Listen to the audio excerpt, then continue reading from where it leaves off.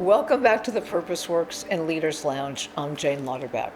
Our theme this month is all about resiliency, how to continue to bring ease into our work and life. It just doesn't have to be so complicated, speedy, spiky as it has been. So many of us are feeling overwhelmed, stressed, some of us a little irritable, and certainly depleted. We think all of it has to be perfect all the time, and it's all about work. The reality is, we don't have to face having full control and perfection all the time. That's a bar pretty high up that we all can't meet all the time.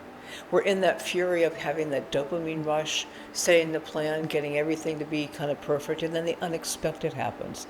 The email comes in that has to be an immediate response.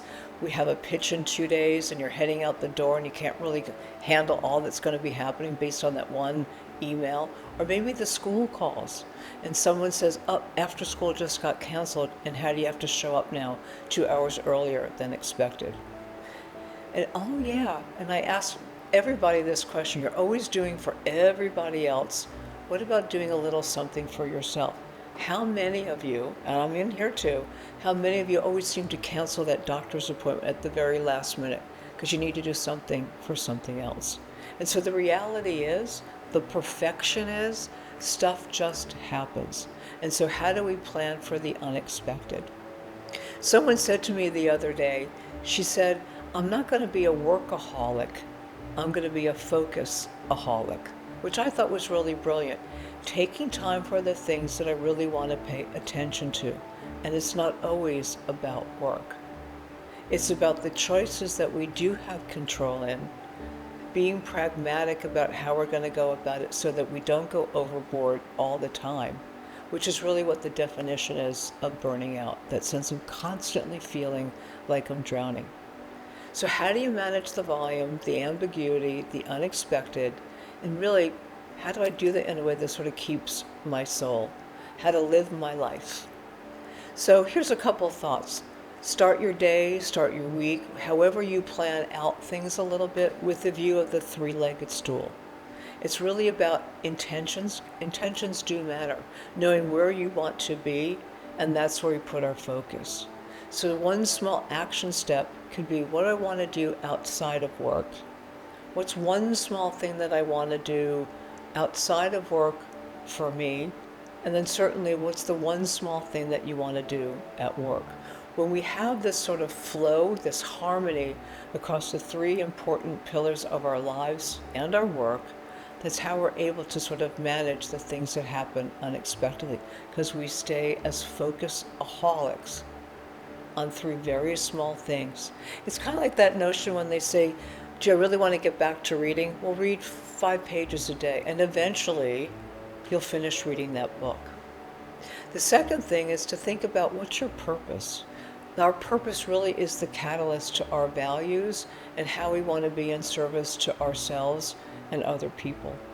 It gives respect and certainly generosity for ourselves and all those people around us.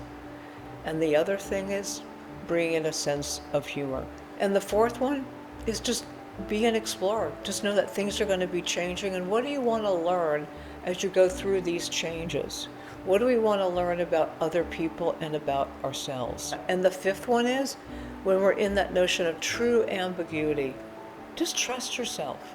Trust your decision making, and based on kind of what you have, you're going to make the right decision. And importantly, that's why you have a team. You have a team at the office, you have a team of your family and your friends. Bring them in. That's what they're all there for. And certainly we always like it when somebody asks us for our opinion. People will be honored when you ask them as well. And when you bring minds together, that's actually how we're able to move things forward. And that sense of feeling good about moving things forward. Just know that even with the best information, there are going to be times when you're going to get off course. It's just actually knowing that sometimes things just don't work out all the time, even though at the time you made the best decision. So in those situations, just pick up and start where you are. Have that positive spirit, because when we're positive, we can certainly have an open mind and be much more creative. And the last thing is just go back to making sure that you have those clear intentions. They serve us as an important beacon.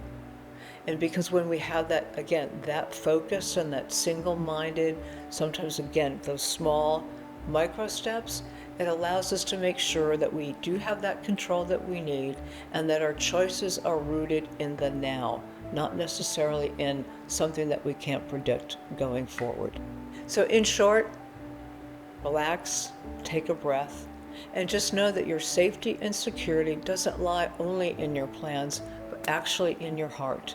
Life is to be lived and enjoyed, not just to get it done. If you found this video of value, we certainly welcome your comments, and please pass it on to others. Thank you.